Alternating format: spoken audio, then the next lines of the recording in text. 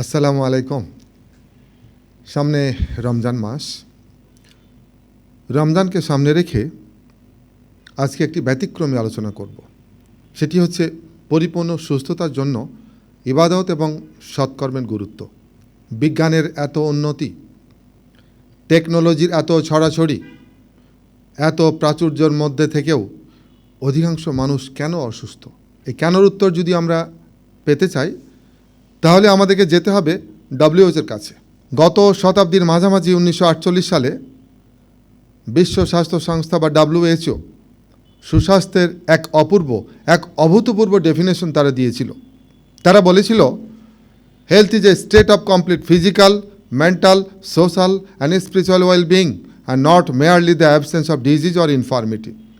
একে যদি আমরা বাংলা করতে চাই, তাহলে এভাবে বলতে পারি যে রোগ বা অক্ষমতার অনুপস্থিতি সুস্বাস্থ্য নয়, বরং একজন মানুষকে সুস্বাস্থ্যের অধিকারী তখনই বলা যাবে যখন তিনি শারীরিক, মানসিক, সামাজিক ও আত্মিকভাবে সুস্থ থাকবেন এবং প্রাণ প্রাচুর্যে ভরপুর থাকবেন।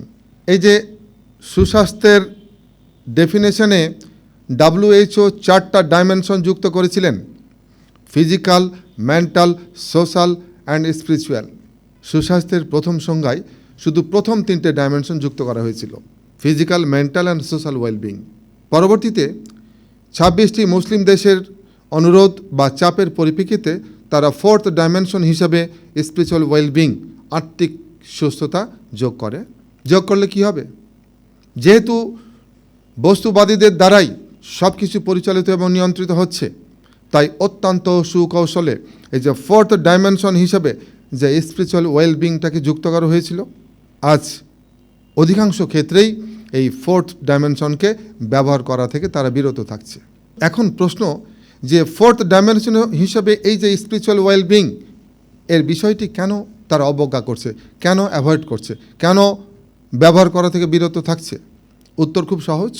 বস্তুবাদী বিজ্ঞানের কারণে বিষয়টিকে মিস্টেরিয়াস হিসেবে উপস্থাপন করার চেষ্টা করা হয়েছে।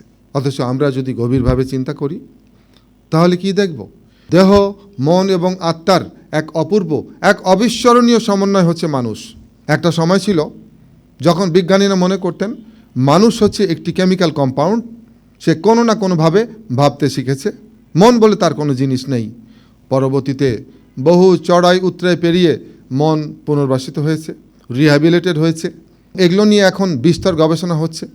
মিডিয়া মন নিয়ে প্রচুর কভার স্টোরি করছে, এমনকি বই লেখা হচ্ছে। এই যে চলুন দেখি, টাইম ম্যাগাজিন, বিখ্যাত টাইম ম্যাগাজিন একটি কভার স্টোরি করে, in search of the mind.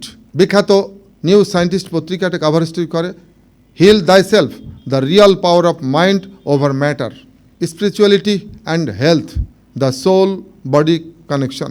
Larry ডসির একটা বিখ্যাত বই, prayer is good medicine, prayer, faith and healing. যে মন ছিল অবহেলিত, যে মনকে অ্যাভয়েড করার চেষ্টা করা হয়েছিল, সেই মন পুনর্বাসিত শুধু হয় নাই, এর প্রভাব দেখে বিজ্ঞানের একটা নতুন শাখায় খুলে ফেলেছে এবং সেটা নিয়ে নিউজিক পত্রিকাটা কভার স্টোরি করেছে, the new science of mind and body. কিন্তু আত্মার বিষয়টি এখনও ঘোলাটেই রয়ে গেছে।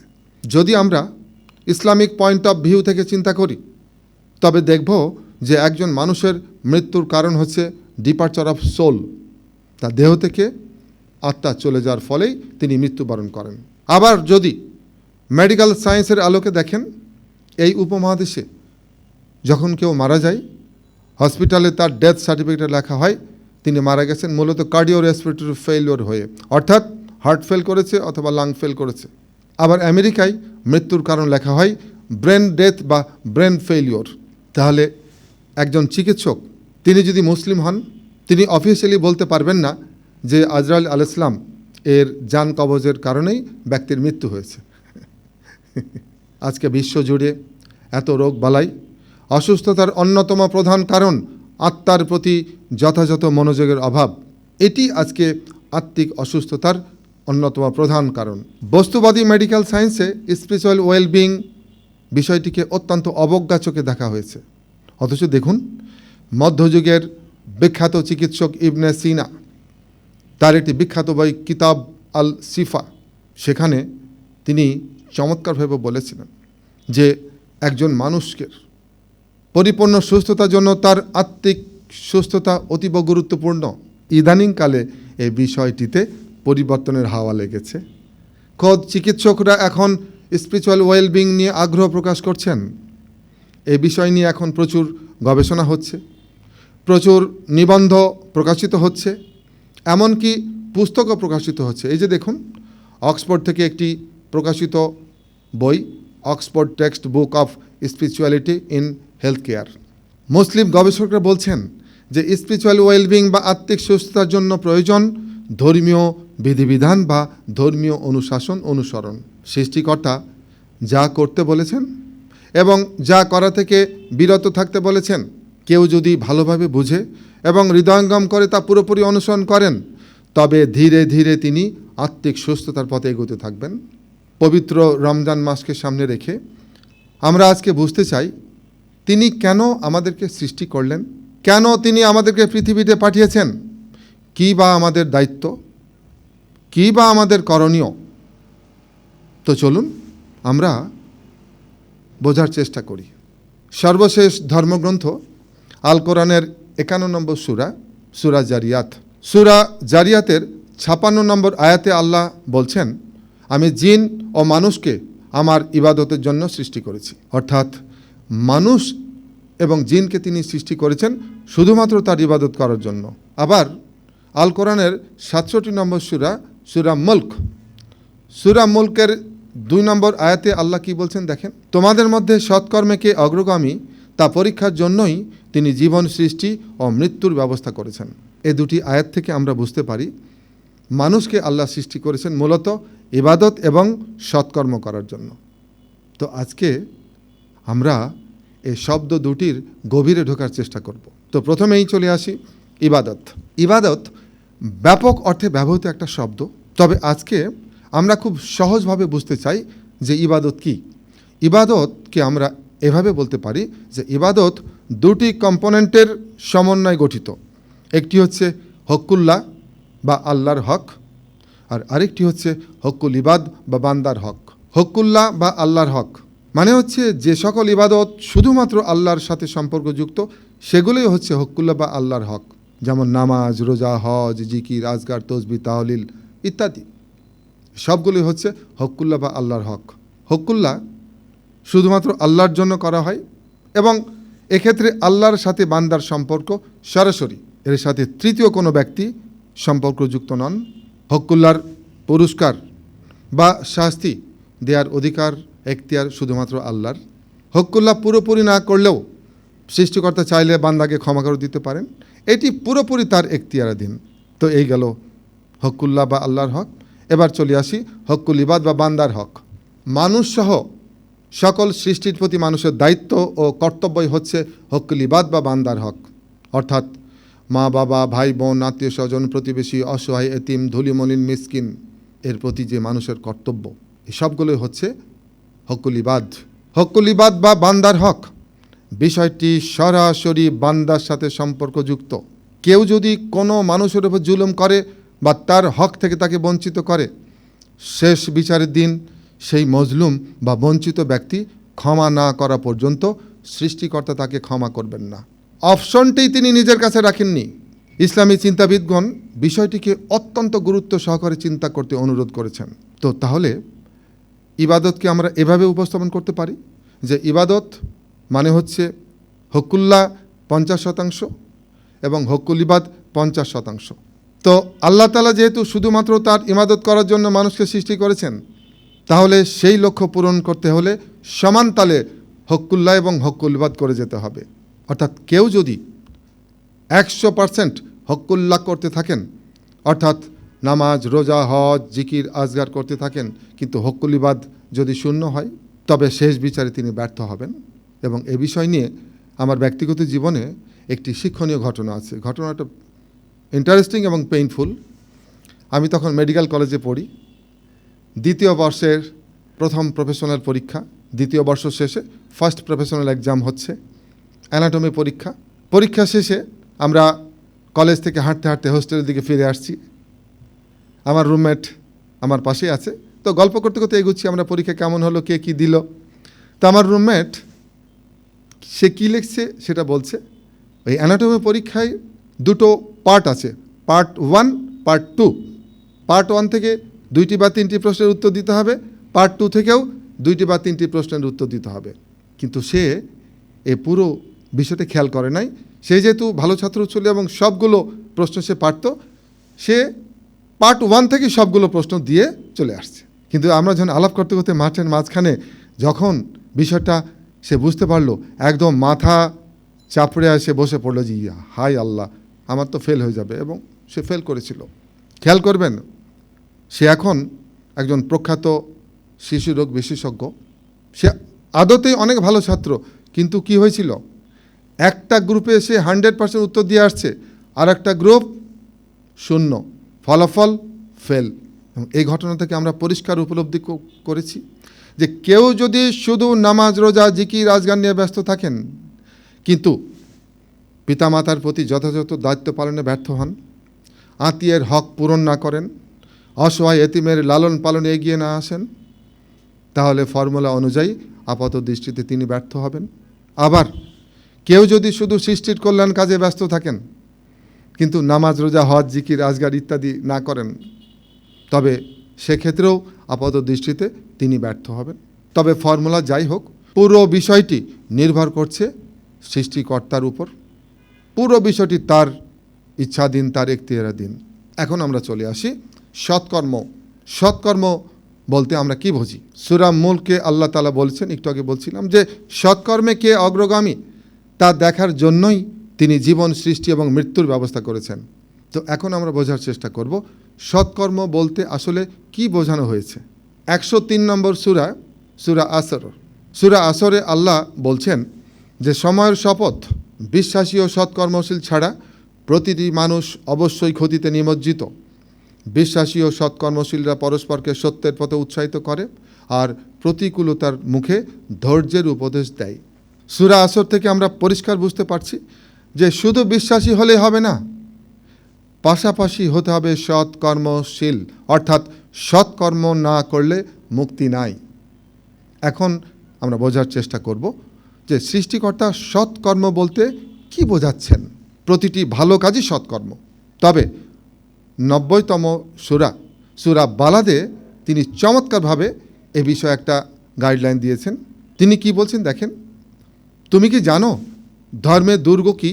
ধর্মের দুর্গ অর্থাৎ নেক আমল বা সৎকর্মের সুউচ্চ স্তর হচ্ছে এক, দাসমুক্তি, অর্থাৎ একজন মানুষকে মনোজাগতিক, সামাজিক, অর্থনৈতিক, রাজনৈতিক অর্থাৎ সকল ধরনের দাসত্ব থেকে মুক্ত করা।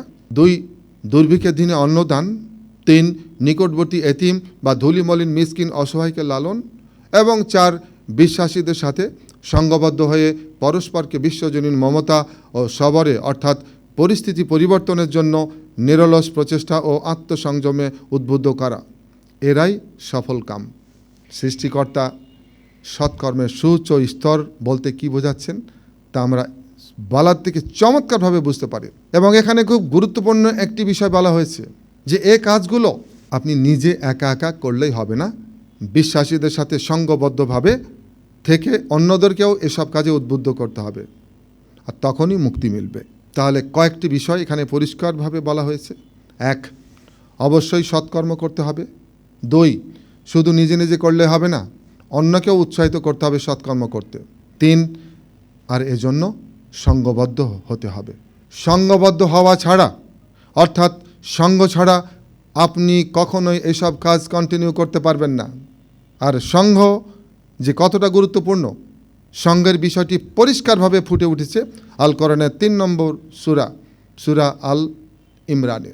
সূরা আল ইমরানের 104 নম্বর আয়াতে আল্লাহ কি বলছেন দেখেন, হে বিশ্বাসীগণ, তোমাদের এমন একটি সঙ্গ থাকা উচিত যা সংঘবদ্ধভাবে মানুষকে ভালো কাজে অনুপ্রাণিত করবে আর অন্যায় কাজে নিষেধ করবে, তাহলে তোমরা সফল কাম হবে। পরিষ্কার কথা যে একজন মানুষ যদি সফল কাম হতে চায় তাকে একটি সঙ্গের ছায়ায় থাকতে হবে, তাকে সংঘবদ্ধ থাকতে হবে। ইন্ডিভিজুয়াল তিনি থাকলে চলবে না, তাকে অবশ্যই সংঘবদ্ধ হতে হবে। পুরো আলোচনাকে আমরা এভাবে সাম আপ করতে পারি যে আমরা যদি পরিত্রাণ পেতে চাই, স্রষ্টার সন্তুষ্টি অর্জন করতে চাই, তৃপ্তির সাথে মৃত্যুবরণ করতে চাই, তবে পরিপূর্ণভাবে ইবাদত করতে হবে, অর্থাৎ হকুল্লাহ এবং হকুল ইবাদ সমানভাবে পাশাপাশি চালিয়ে যেতে হবে। সৃষ্টিকর্তা যেভাবে চাচ্ছেন সেভাবে আমাদের সৎকর্ম করতে হবে, নিজের মতো না। আর উপরোক্ত সব কিছুই সুচারুভাবে করার জন্য প্রয়োজন একটি সৎসঙ্গ। সৎসঙ্গ ছাড়া না আপনি পরিপূর্ণভাবে ইবাদত করতে পারবেন, না আপনি সৎকর্ম করতে পারবেন। আমরা গভীরভাবে বিশ্বাস করি কোয়ান্টাম ফাউন্ডেশন হচ্ছে সেই রকম একটি সৎসঙ্গ যা উপরোক্ত প্রতিটি কার্য সম্পাদনের জন্য আপনাকে দারুণভাবে সাহায্য করবে।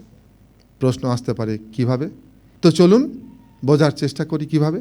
এক, সূরা বালাদের যে 1 নম্বর পয়েন্ট ছিল যে মনোজাগতিক দাসত্ব থেকে মুক্ত হওয়া, this is fundamentally very important.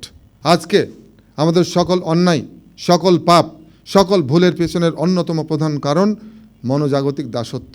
তো এই মনোজাগতিক দাসত্ব থেকে মুক্ত হওয়ার জন্য রয়েছে আমাদের চমৎকার একটা programme, quantum method meditation course.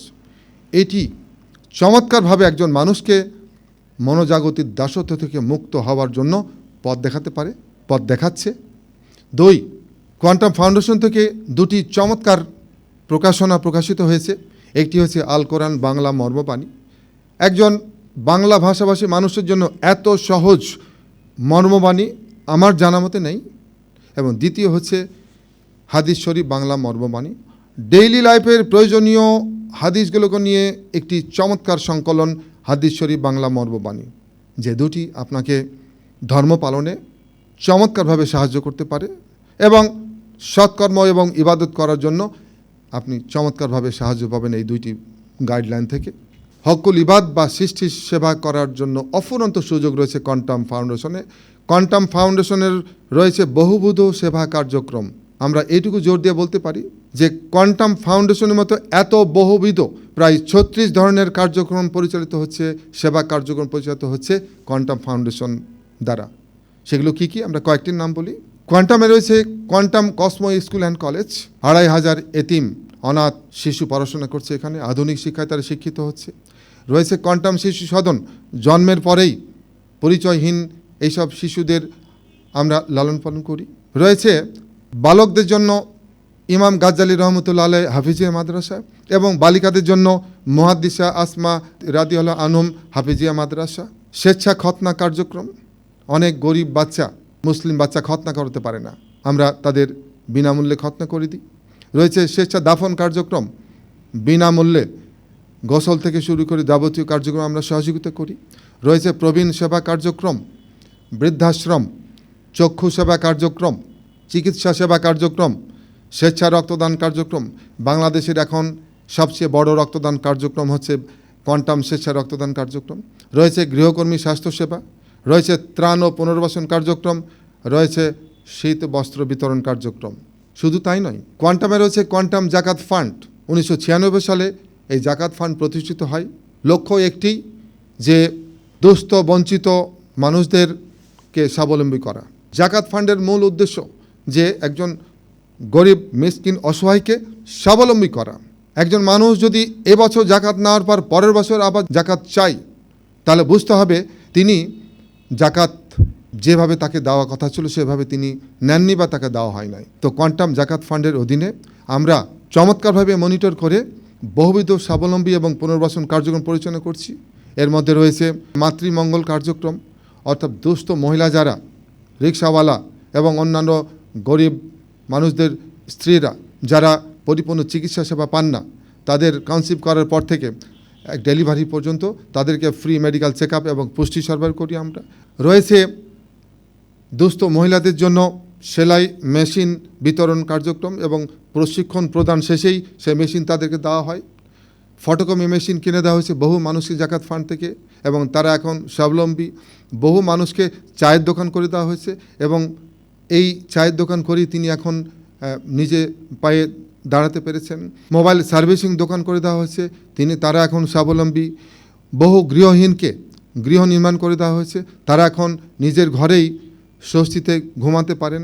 মাছ চাষে সাহায্য করা হচ্ছে এবং মাছ চাষ করে বহু মানুষ এখন স্বাবলম্বী হয়েছেন। টেম্পু কিনে দেওয়া হয়েছে বহু মানুষকে, তারা এখন টেম্পু চালিয়ে তারা স্বাবলম্বী হয়ে সংসার তারা পালন করছেন।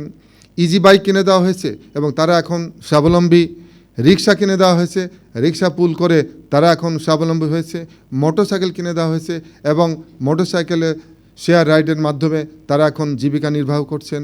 হুইল চেয়ার কিনে দেওয়া হয়েছে বেশ কিছু আহত মানুষকে, তারা এর মধ্য দিয়ে সুন্দরভাবে জীবনযাপন করার চেষ্টা করছেন। দুগ্ধ খামার করতে সাহায্য করা হয়েছে, গরু কিনে দেওয়া হয়েছে এবং এর ভিতর দিয়ে বহু মানুষ স্বাবলম্বী হয়েছেন। আমাদের বৃদ্ধাশ্রম রয়েছে, আমরা বলি আশ্রয় মামো, এখানে বহু আমাদের অনেক বৃদ্ধ আছেন, তাদের লালন পালনের পেছনে এই ফান্ড থেকে খরচ করা হচ্ছে। এবং রয়েছে প্রবীণ সেবা কার্যক্রম, 70 বছর 75 বছর বয়স, সন্তান নাই অথবা থেকেও নাই, তাদেরকে আমাদের ভলান্টিয়ারে যেয়ে তাদের সেবা করেন, আমাদের স্টাফরা যে নিয়মিত তাদের সেবা যত্ন করেন, খাবার খাওয়াই দিয়ে আসেন, গোসল করে দিয়ে আসেন, এই কার্যক্রম আমাদের পরিচালিত হচ্ছে। এখন একটি প্রশ্ন আসতে পারে, রমজানে কেন এই আলোচনা? আসলে রমজান একটি অত্যন্ত পবিত্র মাস, অত্যন্ত বরকতময় ও মর্যাদাপূর্ণ রাত রয়েছে এ মাসে, সেটিকে আমরা জানি লাইলাতুল কদর। এবং এই লাইলাতুল কদরেই নবীজি সাল্লাল্লাহু আলাইহি ওয়াসাল্লামের উপর কোরআন নাজিল হয়েছিল। তাই পুরো বিষয়টিকে কেউ যদি হৃদয়ঙ্গম করতে চায়, রমজান তার জন্য অত্যন্ত কার্যকরী একটি মাস।